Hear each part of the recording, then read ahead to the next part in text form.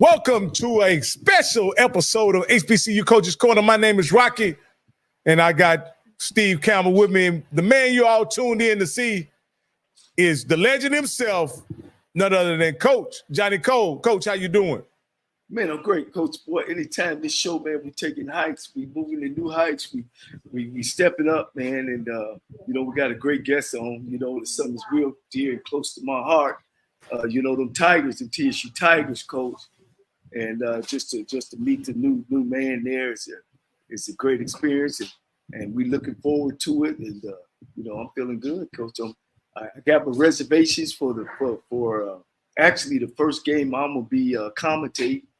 And man, they get your car, you get your hotel, you get your flight. Well, I'm feeling like new money. Hey, Coach, I'm excited to see you on. We know that HBCU Go inked a deal with, I believe it was Fox, if I'm not mistaken. Yeah, Fox in Chicago and Fox also in LA. Okay. So we taking black college football west. You know what I mean? Okay.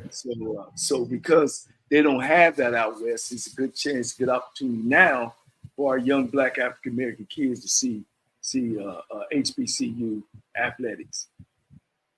Absolutely. What about you, Mr. Campbell? How you doing today? You muted. I know that's one thing you are. Oh, first of all, let me get that together. Can't hear me talk unless I'm muted. When I'm muted, right? Yeah. Got a lot to say. I'm super excited because one of the things that I like what we're doing is we're giving all the schools the opportunity and their coaches to talk. We always talk about the Blue Bloods and the Jackson States and the Southerns and the Grammars and the FAMUs, but we are talking to the other schools.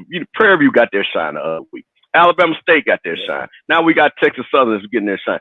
This is what makes this show so great and what's so awesome. And honestly, we're going to learn a little bit of something. We got a brand new coach, first time being a head coach. So this is a lot. I think the people are really excited. Got a lot of feedback saying that they're ready to hear the interview. So, man, hey, I'm here, man. I'm here. Got my questions ready. And, like I said, we'll see what happens. We made a little news last time, so we'll see, you know what I mean? Hey, Coach, and speaking of that, I just want to mention everybody. We have tomorrow night on our regularly scheduled night, we're going to have coach from Lane College, Veron Brown, and also we're going to have a guest we've had on here before, Teddy Keaton. Teddy Keaton. I got it, Coach. Teddy Keaton, and he's from Clark, Atlanta. So we're going to have those two guys on. Interesting thing is, like Coach mentioned, you're going to have Clark Atlanta's first game of the season. You're going to be commentating that game on HBCU, and I'm excited to hear about that interview and to hear Coach Keaton. When we had him on first, he just got on. He had just gotten the job, and he didn't even know where the bathrooms were in the field house. And so now that he's been on probably about 6 months, I'm excited to see what kind of work he's done in that 6 months, Coach. Well, make sure we add that on Wednesday now. On Wednesday, we got two coaches there. We got Sean Gibbs from Fort Valley State starting off at 8 o'clock. And then we got no other, the Jackson State Tigers. Coach T.C. Taylor will come on right after him. So we got a lineup this week. I'm excited about it. I've been getting a lot of feedback that, hey, man, you guys are running through the SWAC. Well, we want to run through HBCU football. We've reached out to all the head coaches to give them this platform because I can remember coaching in HBCU, Tennessee State, Alabama State, head coach at Texas Southern, head coach at Lane College, and we didn't have these platforms. We had our little media day on Monday that you come on and they give you 15 minutes, and that's it. Now we got a chance. This is bigger than football, Coach Campbell, and you say it all the time. This is bigger than football. This is bringing African American head coaches in athletics out to the world, to the country, whoever's watching, and let them know that we got Nick Sabans, you know what I mean? We got great coaches, you know what I mean, that came up, and we're gonna find out all about that of some of these guys' tree from which one of these coaches have came up underneath. And it's just exciting. It's exciting for me. Hey, Coach, our guest has joined. He's in the green room. I'm just waiting for the thumbs up to bring him up. Okay, all right. And let him get settled in, Coach. I'll let you do the introduction, Coach Cole. Oh, good. Hey, this gentleman that we bringing up is God-fearing man. Played pro football in the NFL. I had opportunities to meet him on several occasions. He may not remember. Always been a stand-up guy. It's an exciting time for Texas Southern University to get such a candidate. And he knows the Houston area. He's played football for the Houston Texans and the Oilers. With no further ado, with the Oilers, I'm sorry. With no further ado, I'd like to bring up the head football coach, the man, Cris Dishman of the Texas Southern University. Thank you guys so much. I appreciate it.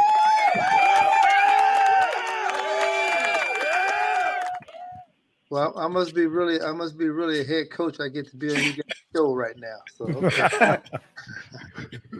Hey, that's right, Coach. For sure. For sure. We come to get them all, Coach. But Coach, I started this show about two years ago, man. Just knowing that I'm an HBCU guy, Texas Southern graduate, head coach, been a coordinator several, and we just want to. I was looking to make a platform for you guys. To sell your program, to sell yourself, because it just don't stop right here. Cris, looking at your resume, you bounce from spot to spot to spot. And that's important that we let our African-American coaches have the floor and talk about their philosophy and that kind of thing. Because, at the PWI level, we don't get those opportunities, and you know that just as much as I do. So welcome to the show. We're glad you're here, and we'll let you get started, Coach. How you doing there at Texas Southern University? Things is going good. We're into our summer ball right now. We don't have nobody hurt, which is good. We have 110 players here on campus ready to compete for starting jobs. We don't have any starters. I don't care if you started last year or the last 2 years. Our job is to get the best 11 on offense, the best 11 on defense, and also get the best 11 on special teams and go out and try to win football games. Well, Coach, you gonna get going, and what we got for the Labor Day class in about 3 more weeks? Three more weeks. You got to do something for the program, baby. You got to put the starting whoever down pretty soon here. Well, so, I know. Well, they got 2 more. They got 2 more weeks to compete. So I'm gonna put it all the way down to the last minute. Maybe the first. The Thursday or the Friday, do we name a starting unit? But because you start versus Prairie View, don't mean you're gonna start next week either. So we'll have a competition for the years I'm here. Is always gonna be competition. Competition is good. It brings out the best in you. And those who fold in practice will fold in the game. So I'd rather you fold in practice. So therefore, I don't have to put you in the game. Right. Coach, this is your first big opportunity. 1AA college football program. Where did you learn your philosophy? I kind of hear philosophy here on how to get things done. What tree or who was the guys who actually made an impact on your career? I have a good mentor. Phil Bennett is a real good mentor of mine, and he has been helping me out a lot of things to do, how to meet and stuff like that. Him and I talk almost every day. There's Pat Thomas, who coached me with the Oilers, who's my DB coach. Him and I got a good relationship. Rod Perry also there. So I just been leaning on the coaches that have coached me that I respect a lot. The 4 years I was at Baylor, Coach Browse and I've been talking. So I just been leaning on those guys that always pick their brains and see if I'm doing things right or wrong. And Bubba McDowell is another good friend of mine I've been picking his brain also. Okay, Bubba, we just had Bubba on last week, didn't we? Yeah. Well, I'm gonna turn it over to my other guys. Y'all go ahead. Hey, Coach, let me ask you this. You mentioned your time at Baylor. I'm here broadcasting from Waco, and I remember when you were at Baylor here, and you guys had some pretty stout defenses while you were here. when you talk about Phil Bennett influencing your defensive philosophy, he ran a very aggressive kind of attack style defense. Will your defense be similar to that, or will it be, multiple? What will you guys be? Well, you know that we have to be able to run a defense and offense and special teams that our players can do. We're going to be a player-friendly defense and a player-friendly offense, and also special teams. Some of the stuff that we did at Baylor, we probably can't do it here because we don't have the guys who can do it. So we're just going to try to pick and choose what our guys can do best. If it's only one coverage, it's only one coverage. So we're just trying to pick and choose what our guys do best and play it like that. Yeah. So, Coach, is it going? Can you at least say if it's an even front, odd front, or I mean, you've been in, Coach. You've been in 2 weeks now, or are you keeping it close to the best? Because Coach, now let me say this now. Labor Classic is an important game. Let me tell you this: it's going to be a front that has been ran before in the league. So I can't tell you that. It's going to be no one-man front and everyone else dropping. It's going to be a front. It's going to be a 4-3, 3-4. A five-man front that could run a bear front. We're going to have a variation of different fronts that we run. We don't want to be stale and just have one front or two fronts. We're going to have a variation of different fronts that we'll run and different coverages that we run. But we can be very versatile. We got some very good athletes on the defensive side. They're interchangeable. So we can't, to be fair to them, we can't just run one front because all our guys are interchangeable. Now, Coach, you mentioned Art Briles is one of your mentors as well. Will you be running any elements of the Art Briles offense at TSU? Well, today's football is Art Briles offense. If you look at all the teams who do the fast-paced NASCAR or whatever they want to call it, that's part of the Art Briles offense. So we're going to fall in line with everybody else. We're going to do some of that too. Well, Coach, you must be having close practices over there, because I talked to my cameraman. He couldn't get it into place, man. What's going on? I got to tell him to use my name next time. Well, he got to use his name. We may not who know who he was. You know what I'm saying? Yeah. He may have been a scout from Prairie View or something. It does happen, Coach. It does happen. Take it from me. They got some folk up in the tree now watching you. Well, New England can do it. I guess everybody else said New England do it. Everybody else can do it. Yeah. Hey, Coach, I also want to bring this to your attention. I was really trying to get some information about your roster and your current coaches. And it looks like the information on the website is a bit dated. It goes back to last year, and even the previous coaching staff, Coach McKinley and Coach March, are still listed as head coach and OC. So with that being said, we don't have as much current information as we probably should. But could you give us some information about the coaches you have on staff and also what you've done with your roster since you've taken over? Well, our SID department have to have that changed. Then, plus they're good listeners. So I told them we really don't need it changed because is a coach that important where you have to change it like that year in year out. As long as you're the head coach and you're the offensive coordinator, defense coordinator, it doesn't matter what everyone else is know. As long as you know, the two coordinators I do have, they not only I can't call them we're our friends, but they're also great coaches. They're very they're technique-driven coaches. All the coaches we have on staff is very technique-driven. They believe in technique, hand-eye placement, where your eyes, where your hands, where your footwork. So every position is getting coached on the little things. Even from walking across the grass, don't walk across the grass, take the sidewalk. Even from in community service hours, we coaching them. We're around these guys almost 20, almost 18 hours a day, and we constantly teaching them about life. That's a good philosophy. Coach, you definitely keep it. No, I say, Coach, you're definitely keeping it close to the vest today, and I understand that. I don't have no vest on. I got a t-shirt on. But that brings up another situation and circumstance that happened a few months ago, right? We pride ourselves, Coach, on being accurate and responsible with the information that we report. And here at the HBCU Coaches Corner, we not only had a contract, we had the date that a coach was going to be ratified by the board, and for whatever reason, that information didn't happen. And so, with that being the situation, can you explain to us, Coach, what went on? Were you a candidate the whole time, or were you in the mix the whole time, or did that situation materialize after the coach from Alcorn, the previous coach from Alcorn State, Fred McNair, contract was not ratified by the? I have much respect for Coach McNair, so I can say this, that when you're God's choice, it's going to work out for you. And I felt like I was God's choice. No man can give you a job. Only God can give you something that you want. And I prayed about this job and got this job. So I probably wasn't man's choice, but I was God's choice. And that's all I need to be, God's choice.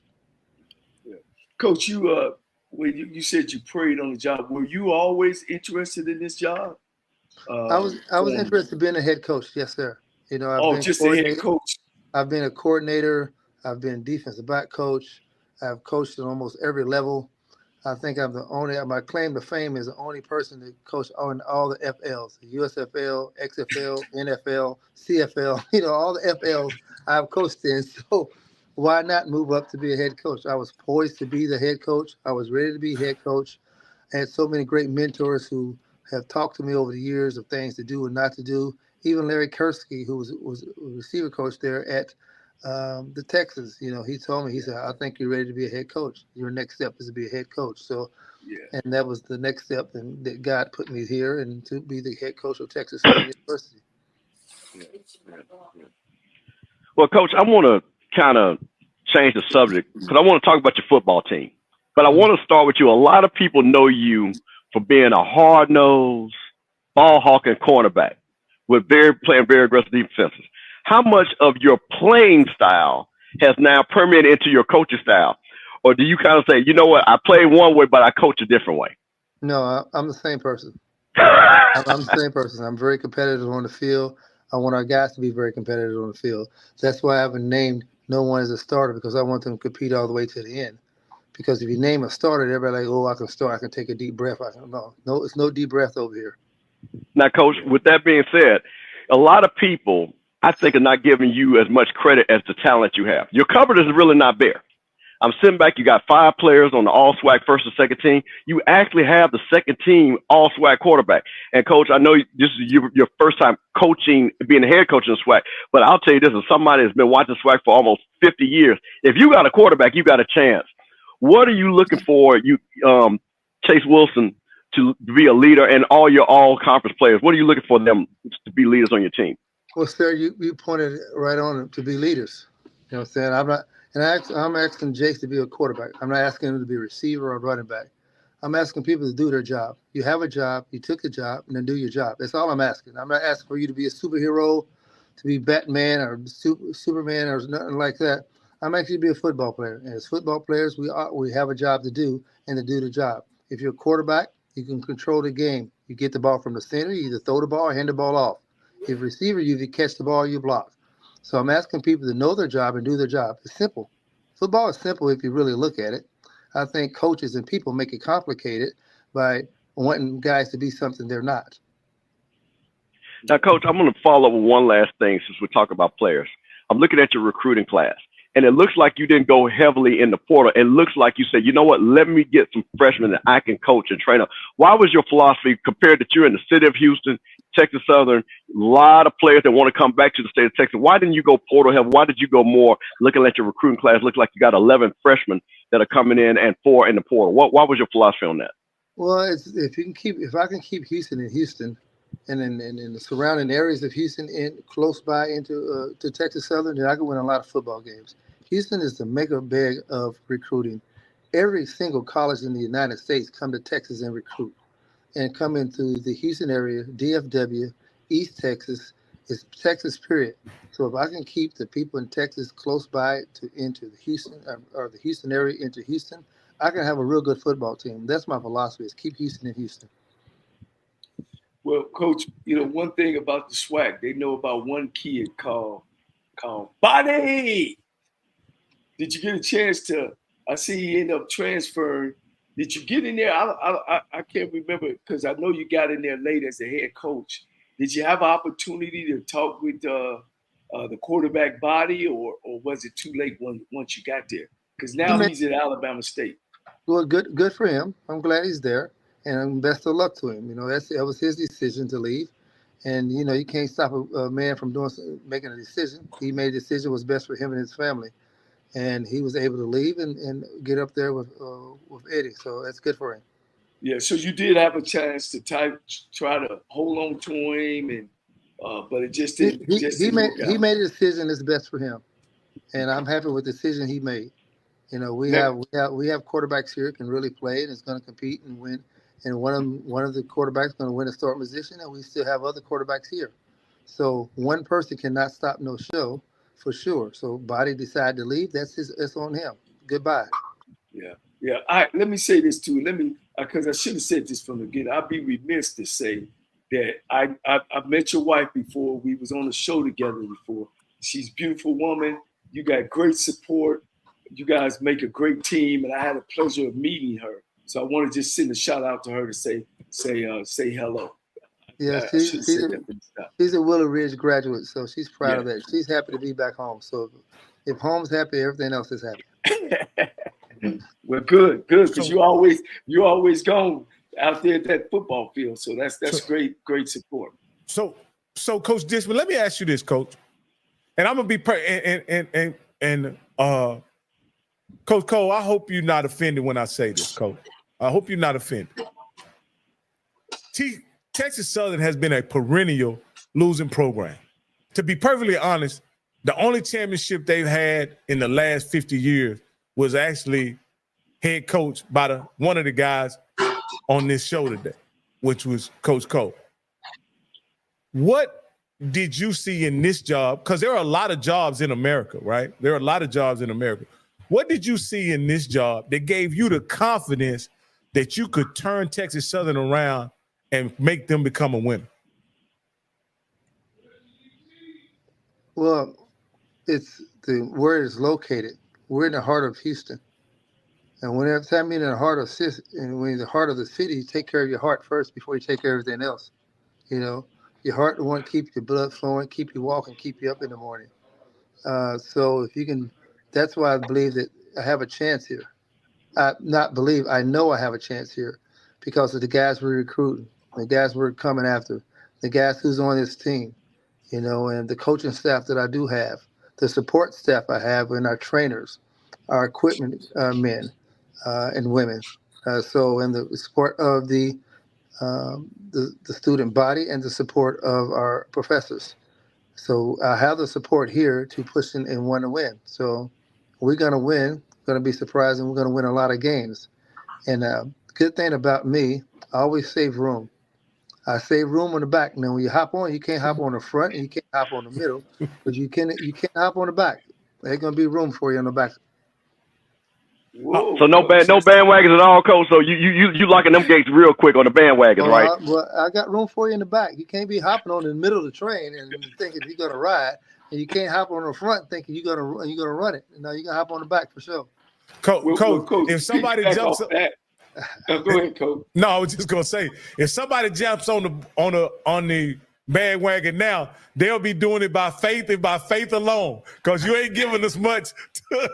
You ain't giving us much right now as far as what the outcome should be. But let me say this, Coach.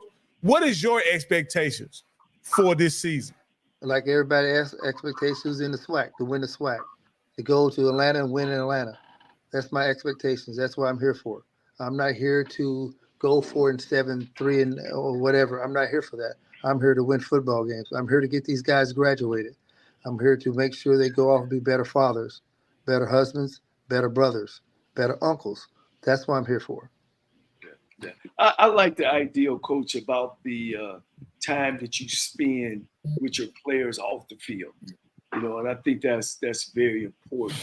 How does you join the two combinations of them spending time? I guess you got some programs or whatever. You want to talk about that, of what they do off the field? We have a 24-hour community service rule that every guy on the team have to get. and it's not like a fake 24 hours and they go somewhere and write it down. We have people checking on them and making sure they're doing their 24-hour community service. Some of the guys got 80, some of them got 90, some of them has really taken the heave of it and done it. You know, every guy is going to go to class. You know, you don't have to sit in the front, but you're going to be respectful. You're going to have your pants up. I don't like the sagging jeans or nothing, the tight, saggy jeans. We're having no tight, saggy jeans. Everybody's going to be in class and be a participant in class. You don't have to ask every question, but you do have to ask some questions of your professor. So therefore now the professor know that you are engaged into the class. You know, we're allowing guys to be themselves. So we're going to be a team. We have 3 sets of colors: maroon, white, and black. And those are the colors we're going to wear.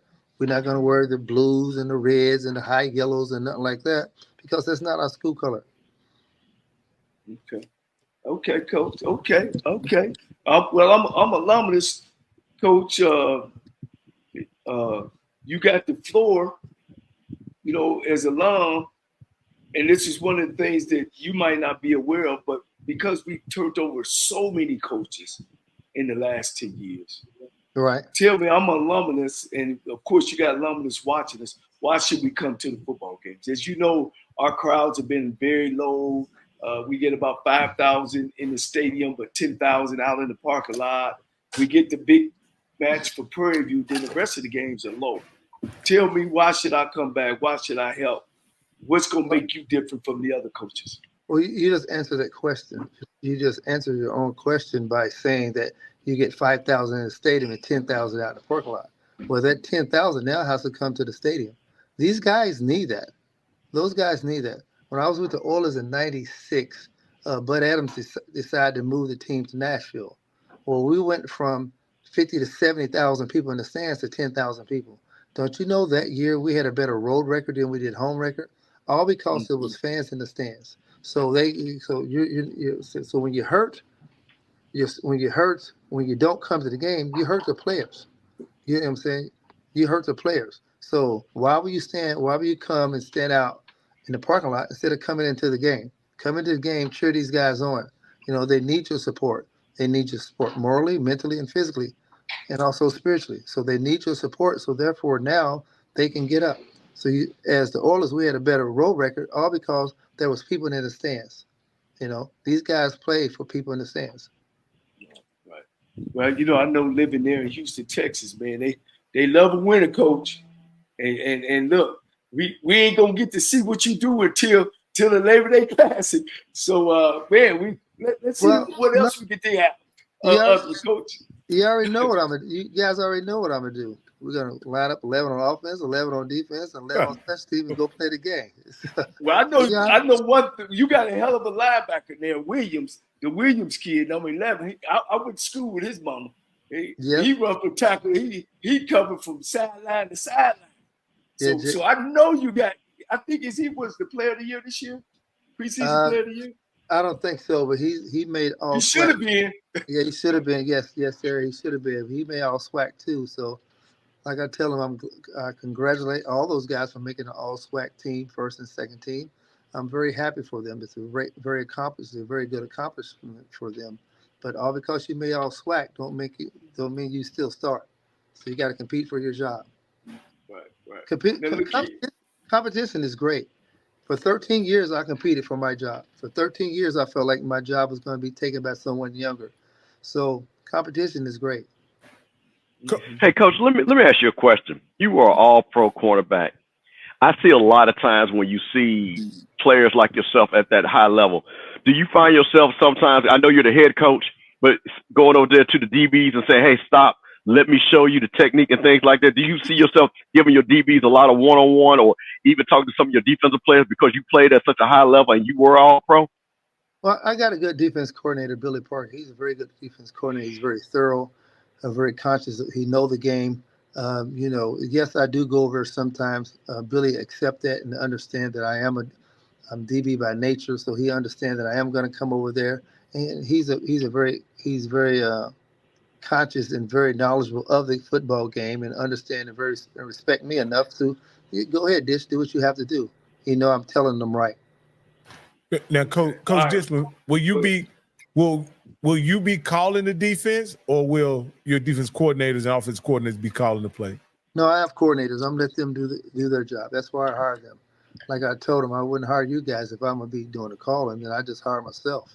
So, but those guys are very capable of doing game planning and making the right calls and doing the right stuff. Because your offensive coordinator, he actually coached on the professional level as well. He sure did. Yeah. Steve So, Smith. Yeah. Well, Coach, since you don't want to give us no pinpoints, I done gave y'all everything. All right. I don't know what All right, no, I gave you everything. I gave you everything. You got a master's degree in coach speak, Coach. You got a master's degree in coach speak. At least, okay, Coach. Let's do it. 1 to 10, 10 being great, 5 being we need some work. Of course, 0. All right. What's our quarterback situation? Oh, 1 to 10. Go. Our quarterback situation is 8. Okay, 8. Got that down? Okay. All right. Wide receiver group. Oh, 8. Oh, running backs. We lost the good one, Coach. We lost the good one. Yeah. I just in the backfield. I just saw him other day over here. I wish he had more time to come on back over here, but he doesn't. No more eligibility. We lost last year to Prairie View, Coach, and he was averaging 10 yards a carry, and we gave him the ball 2 times in the second half. You know, and I damn near cried on the TV, Coach. We can't do that now. Oh, so running backs, what we got, Coach? 0 to 10. 8. 8. Okay. Hey. And that O-line, Coach. Where it start from? O-line's a 9. Wow. Coach, I know you had a big senior group last year. A couple of them were senior. Okay, we'll take that. Are we gonna play with a tight end or not? No, we made some. We made. I'm taking it back to 30 personnel. I'm taking it back to 32 personnel, 14, 13 personnel. We got multiple personnels. You know. All right, let's move to the defense. I thought number 0. I can't call his name. If we can find his name, Steve, last year, I thought he was an offensive lineman. We had him playing defensive tackle. I think it's 3 technique. Where's our defensive line at 0 to 10? Well, they're at 8. Okay. That means we need some help. No, okay. What about the 8? You said 8 as the highest, right? Yeah. 10 is the highest. 10 is the highest. Yeah, I give him an 8. Okay. All right. And Coach, we know, Coach. We know this your first year up in there. You know, we know. You know, you're juggling. You find where the restroom at. You just found out where the restroom is at. Linebackers. I'm gonna say an A because of the Williams kid. But go ahead. Well, I give it an 8 too. See, we great minds think alike. Yeah, he can get it. He can get it. Yeah. Secondary, Ted Sutherland always been great in the secondary. Yeah. Always got them fast kids. Our equipment manager is an 8. Our athletic trainers is an 8.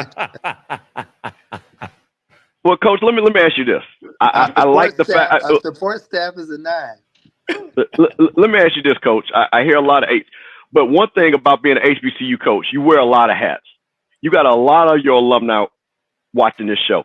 What could your alumni do to help you get to a 10? What are you looking for? What do you say? Hey, alumni, if you can help me fundraise for the weight room or a training table, things like that, to help your alumni, to help you have that winning program that I know that you're going to push Texas Southern. Because I'm with the FAMU, and one of the things that we understood really quickly is that we had to come as alumni to support the coach and give you guys what you needed to be successful. So as you got your alumni, and I'm talking about a powerful alumni group, you're talking about doctors, lawyers, engineers, and things like that, pharmacy.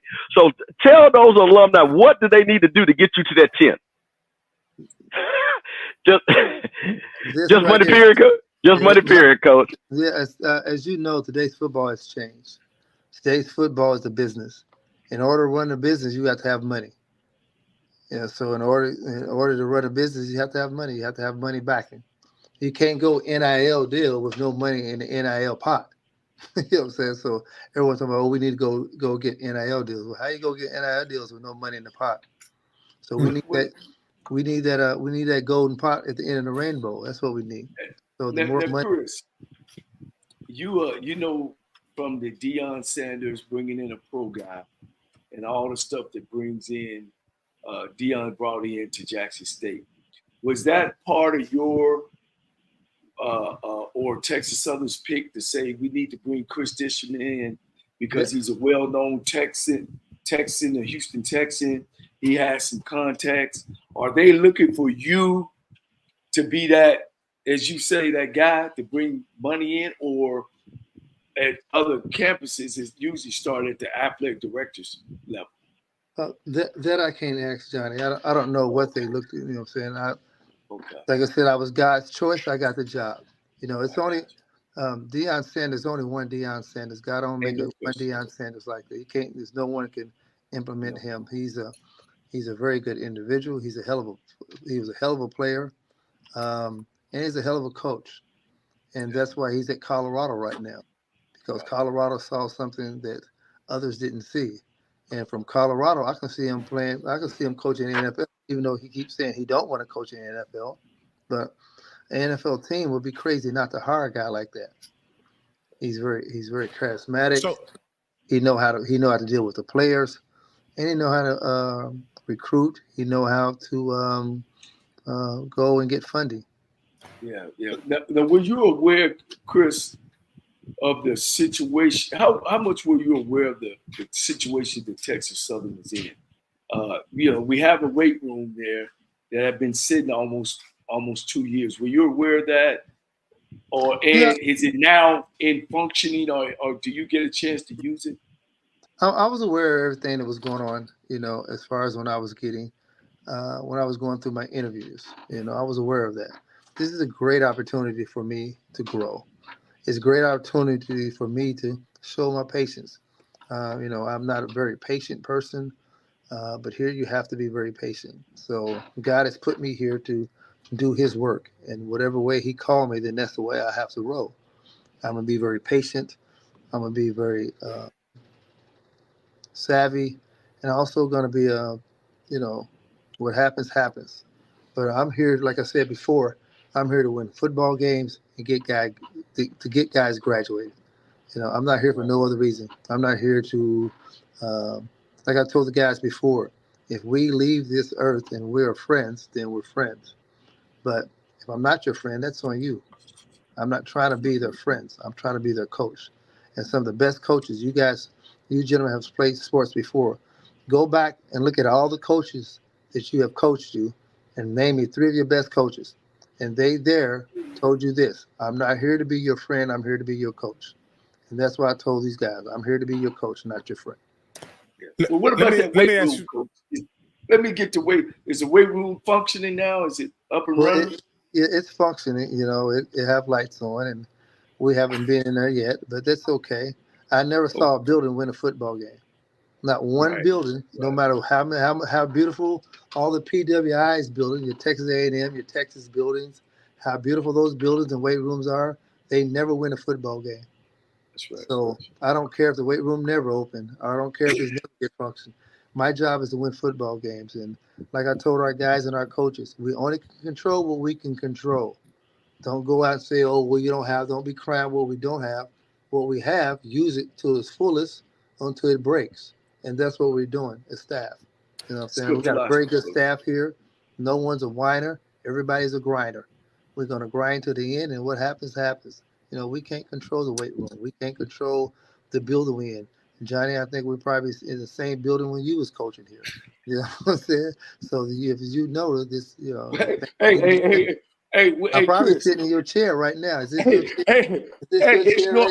Well, you know, I had some Italian leather up in there. Is that Italian leather? What is that? Well, I don't know if that. Well, they must have got rid of the Italian then. What she got? So the president got your chair, John. Yeah. Well, you know, hey, Coach Chris, they came up there and cleared everything out. Yeah. They cleaned everything out. My leather couch, I had to jump up and down, man. You know, I had Kenny Burroughs and the jump up and down, man, in my pocket. I had brand new stuff up in there, Italian leather.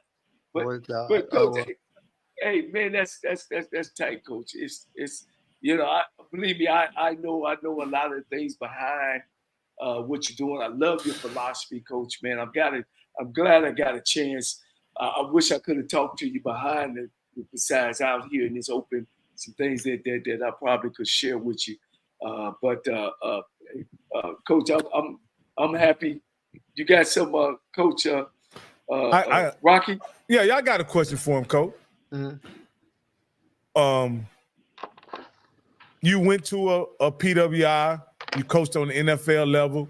The colleges that you coached at were PWIs, and you coached on the professional level. How surprised were you to get your first head coaching opportunity at an HBCU? I was very excited. No matter if it was the HBCU, FCS, FBS, whatever the letters you want to call. I just wanted a head coaching job. So I know there's a lot of letters out there that you can call out, but I just wanted a head coaching job, and I was ahead of this opportunity. I was God's choice here to get this opportunity to coach.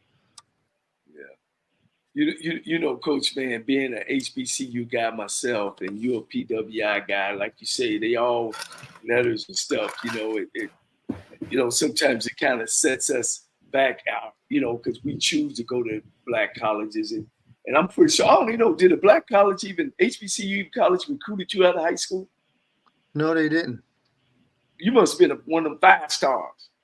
Well, like I tell my coaches, you never ask, you never get. That's right. So That's if we never offer, if we scared of 5 stars, we don't need to be coaching. So I'm not scared to go out.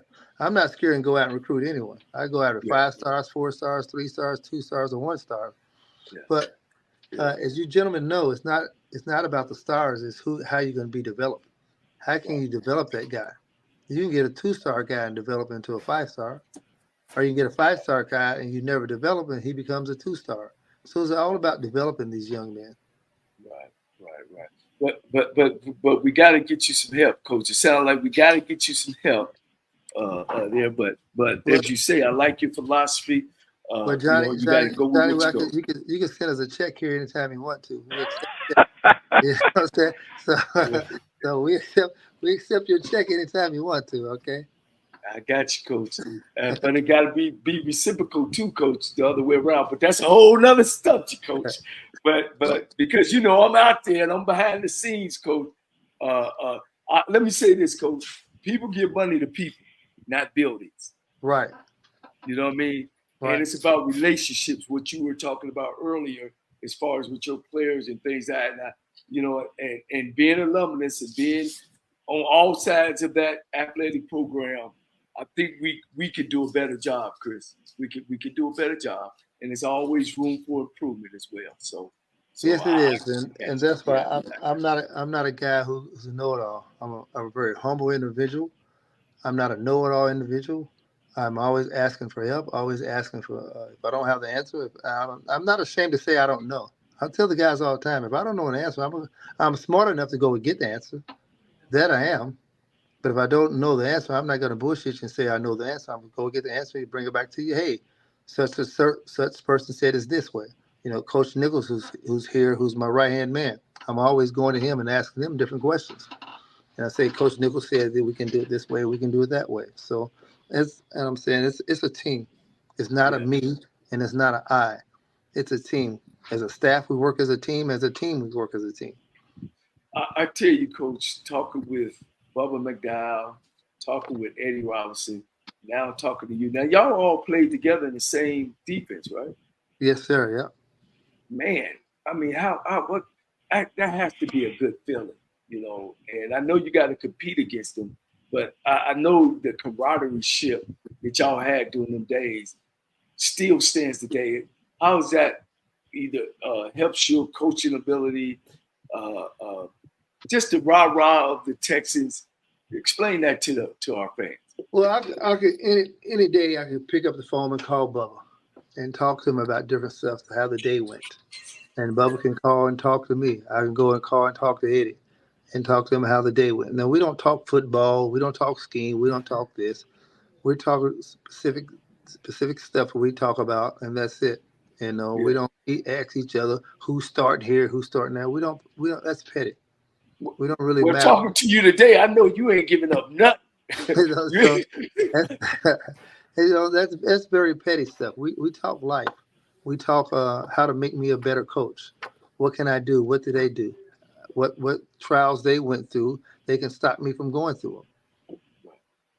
Now, Coach, we got to end this on a happy note, because you said that you got to. Now, let's come on now, Coach. You are a competitor. What you mean? No. What I mean by you, we hit you with a lot of hard hitting questions. So, we appreciate your answer. But I'm gonna ask you this, Coach. Now, your boy is gonna be across the field. Your boy Bubba McDowell, first game. Coach, how good would it feel to beat Bubba that first game? Are you gonna trash talk with Coach if y'all get that W? First of all, yes, when we beat Bubba the first game, and we're going to be very happy. Bubba already told me that it's not a rivalry. I keep calling it a rivalry. He said, Dish, you got to stop calling it a rivalry because it's not a rivalry. I said, why you say that? He said, because I've been kicking you guys' ass for the last 9 years, so it's not a rivalry. Whoa! See? There we go. That's what we need to hear. See, that's the swag right there, Coach. Y'all hear that? Y'all better That's the swag, Coach. Yeah, so it's not a rivalry, so I can't call it a rivalry. First of all, Bubba and I are great friends. He's like a brother to me. So I respect him dearly. So, but when he's on the other side of the field, I want to win, just like he want to win. So don't take our friendship and thinking, oh, we're gonna be soft on each other. No, ain't none of that. We both are competitors, and we're both gonna try to win the game. Well, Coach, let me clear the air, because we need to get Bubba back on. Because Coach, when I was in school, and of course, Prairie View went through an 88-game losing streak. All right. That was when we stepped on campus, and I hope you instill this in your kid, or tell them that Johnnie Cole said, we don't lose to Prairie View, ever. All right? That game is, they told me, because when I first came there, we used to play them at the end of the year. Mm-hmm. Both teams used to, of course, be in bad shape. But we used to whoop their tail, man. And now, man, Bubba we should have interviewed you first, so I could have got on Bubba's tail. But Coach, that's a real important game now. I think my numbers is really good thing about numbers, Johnny, that it always add up. And alum told me this: as long as we beat Prairie View and lose all the rest of the games, I'll be okay. Well, I told him, I said, well, I don't think that makes sense. Because you beat Prairie View and lose all the rest of the game, it means you're 1-10 or 1-11. If we lose against Prairie View and win the rest of the games, it means you're 11-1. I'd rather be 11-1 than 1-11. Right, Coach. Don't believe that. Don't believe that. Yeah, they blowing smoke, Coach. As an alum, as HBCU alum, you on the right side of the equation. Get them W's, Coach. Get them W's. So my mom and dad, my high school teachers at DeSales and my elementary school teachers at Christ the King taught me how to count math. So you want more numbers on your left than you want on your right. Well, let me say this, Coach. With that being your outlook in your first year at the helm at Texas Southern University, how many wins can the Texas Southern faithful look to have at the end of the season? Well, let me say this: it's how we judging things is judging on graduation. How we judging things is judging on the APR, GPA, the APR and GPA. How we judging things on how well these guys are progressing. That's the outlook that I'm looking for. I can't count wins. I can't say we're going to go undefeated. Can't say we're going to go. We're not going to win a game. It's always and always will be a player's game. So the players will determine what our record is. The coaches can put you in the right position. We as coaches put them in the right position to make plays. Them as players have to make the plays when they're in that position. So I have a council, and I sit here and talk to my council, and I run stuff by them. We're going to do this today. We're going to do this today. Do you guys want to do this? And every class is represented, and everyone has a say so. You know what I'm saying? So everyone on the team has a say so what they're going to do or not do. Like I tell them, it always will be a player's game, no matter what. The players makes your philosophy. As a defensive coach, I used to go put my defense philosophy. We're gonna be physical. We're gonna do this. We're gonna do this. We're gonna hold them to this point. And then I realized I was like, hold on, that's my philosophy. but I got to be able to instill my philosophy into 30-something other players. Why not listen to those 30 players and get their philosophy and instill it into me? That's interesting, Coach. So you don't have one thing any about personal expectations of what your first year as a head coach will be like? My expectation is those guys is getting those guys motivated, getting to win game 1, going off to win game 2 and winning game 3, then go to 4, 5, 6, 7, 8, 9, 10, and 11. So wherever those at the end of the day, what those numbers are, then that's my expectations. No, I don't put expectations on myself. Well, Like that I can't control those. I only put expectations on me that I can control. Now, what I could put expectations on, knowing that today I'm gonna go home and get some rest, and God is willing to wake me up the next morning to come here and do this job again. Right. Coach, I know you hadn't went through the season yet, as far as, because you could get to the middle, and as you say, you could be about ready to compete for a championship, and maybe you slipped the first game against Prairie View and didn't win, and they can hunt you. I'm going to ask you out front, and you'll see what I'm saying as you go through the season. Where do you think that we ought to be opening up with Prairie View A&M, who's actually on our side, and it's always going to be an accountable game? Because if you lose that game, you now become 2 games behind. That means you gotta go undefeated, and plus you gotta beat the game that Prairie View won. You see what I'm saying, Coach? Yes, I do. Yep, I do. But I always hated that game. Well, because I was a part of coming up when both teams were bad, and we always played them at the end, so the game really didn't mean anything. Mm-hmm. And then now that Prairie View has become a contender, even though we fell off at Texas Southern, now it's the first game of the year. You don't even get a warm-up game. It's like out to shoot with a counted game. Right. I don't know if you had time to look at it, think about it, but how do you feel about that? Well, I've been looking at it for the last 3 months. When I got hired in January, I looked at it and understand what that game means. Right. When you win it, you're up 2. When you lose it, you're down 2. That's part of football. So I understand what that game holds. But that game do not hold our season, first and foremost. Our season won't be determined on that game. Now our season will be if we win that game. When we win that game, our season will look up and everyone will be happy and everything like that. But we still have to play the next week. Right. We have to play the Rice. Then we have to go and play Lamar. So we got other games on our schedule that's going to be help us winning the SWAC. And we got to play Southern and then Jackson State playing. So we got different games in there we're going to be tested. And you always want to be tested. And no matter if it's the last game or the first game, it's all about winning that game. One game at a time, and just taking one game at a time. And don't get in the big head because you won one game, and don't get so down in the dumps because you lose one game. Yeah. That game hunted me my second year when we lost to them, and then the next year, my third year, of course, it didn't matter because, like you just said, we kind of ran the table. So I just want to ask to see how, or is it maybe even discussions about you and your athletic director about maybe move it down some so you could get some.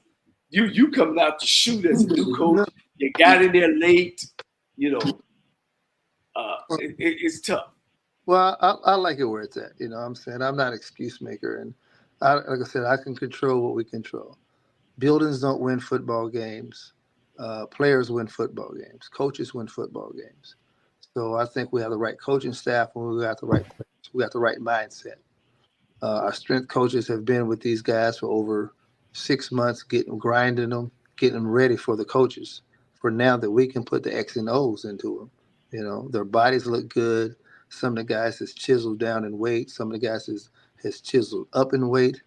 So it's time to put the pedal to the metal with these guys and get them going, first and foremost. No matter if we play Prairie View in the first game or the 5th game or the last game, we have to play them. Saying it's a great rivalry. We want to play them. And no matter if we play them in the streets Or we play them at Prairie View, or we play them at NRG, or we play them there at Shell Energy Stadium, we have to play them. You know what I'm saying? We're not running from them. We want to play them. I'm sure they're not running from us. So whatever game it is, we're going to play. And we're going to be in the games. We're going to be football, high IQ guys. That's what we have on our team. Guys with high football IQ who understand the situation, who understand situational football. Situational football can win you a lot of games if you understand what's going on. I see you reach back out of your past and brought Alonzo Highsmith. You know, I worked under his dad, and also me and Alonzo was great friends. I really liked it. I enjoyed his speech, Coach. I thought that was great that the kids see, you know, the people that you can touch. You know, how much is that going to be a part of your program?